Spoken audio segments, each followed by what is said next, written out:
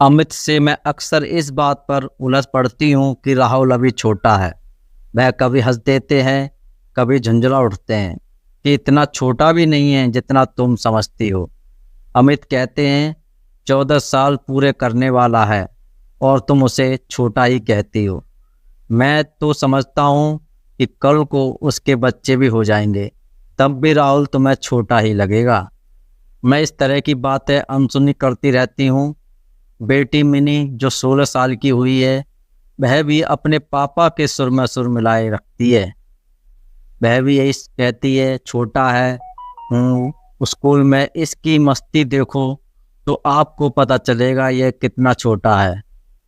मैं कहती हूँ तो क्या हुआ, छोटा है तो मस्ती तो करेगा ही। मतलब मेरे पास इन दोनों की हर बात का यही जवाब होता है कि राहुल अभी छोटा है।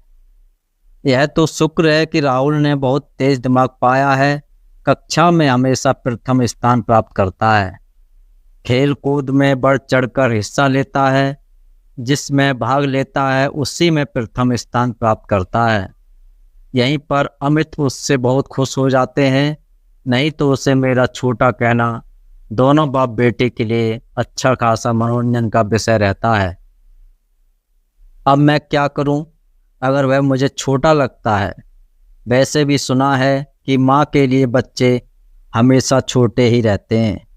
ठीक है, उसका कद मुझे पार कर गया है।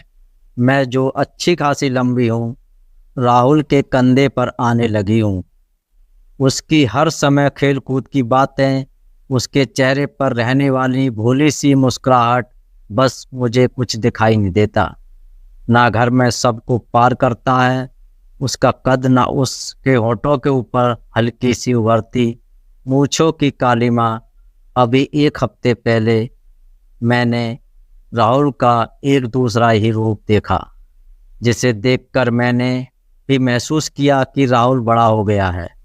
मेरी तबीयत अक्सर ठीक नहीं रहती है, कभी कुछ लगा ही रहता है।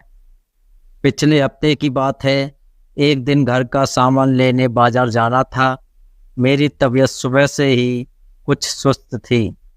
अमित टूर पर थे। मिनी की परीक्षाएं चल रही थीं। सामान जरूरी था। अतः राहुल और मैं शाम को 4 बजे के आसपास बाजार चले गए। यहाँ मुंबई में किसी भी दिन किसी भी समय कहीं भी चले जाइए, भीड़ भी रहती है।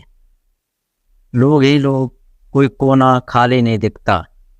मुंबई आए 7 साल होने को हैं, लेकिन आज भी बाहर निकलती हूँ तो हर तरफ भीड़ देखकर जी घबरा जाता है। साधारण हाउसवाइफ हूँ, बाहर अकेले कम ही निकलती हूँ। खैर, उस दिन बाजार में सामान लेते लेते एक जगह सिर बहुत भारी लगने लगा। अचानक ही मुझे तेज चक्कर आया और मैं पसीने पसीने हो गई। साथ ही पेट के अंदर कमर के पास तेज दर्द शुरू हो गया। राहुल मेरी हालत देखकर घबरा उठा। मैंने उसे अपना पर्स व सामान थमाया और इतना ही कहा, राहुल तुरंत डॉक्टर के पास चलो। राहुल ने तुरंत ऑटो बुलाया और मुझे उसमें बैठा कर मेरे फैमिली डॉक्टर के नर्सिंग होम पहुंचा। रास्ते में मैंने उसे मिनी को फ़ोन करने को कहा।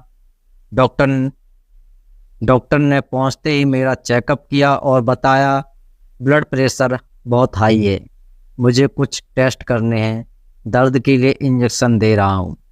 आज आपको यहाँ भर्ती होना पड़ेगा। मैं ये सोचकर परेशान हो गई कि अमित शहर में नहीं है और परीक्षा की तैयारियों में व्यस्त मिनी घर पर अकेली है।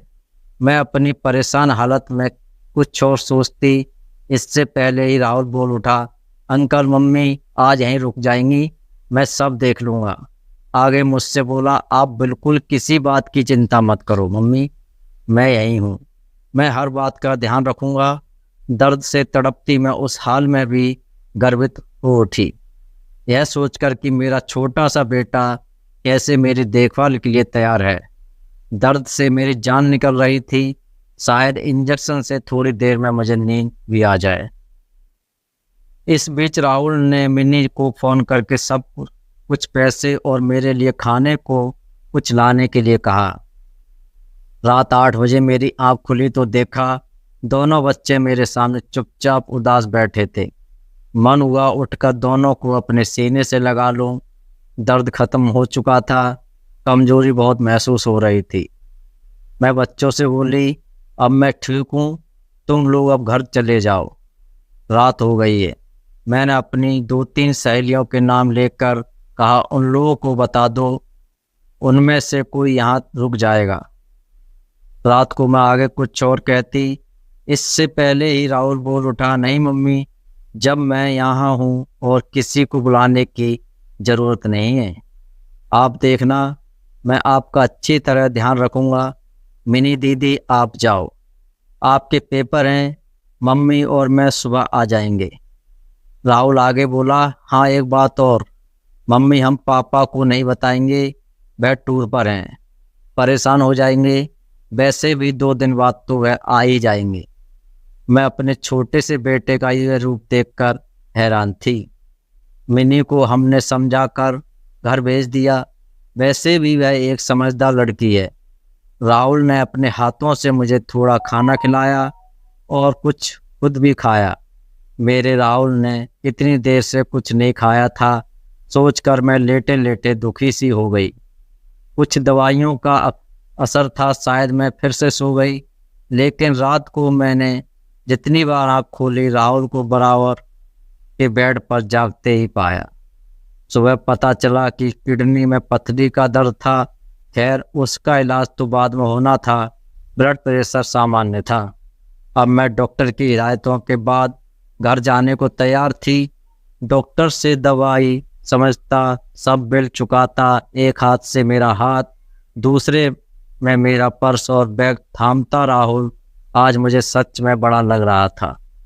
अस्पताल से निकलते हुए मैं यही सोच रही थी कि अमित और मिनी ठीक कहते हैं, राहुल अब बड़ा हो गया है।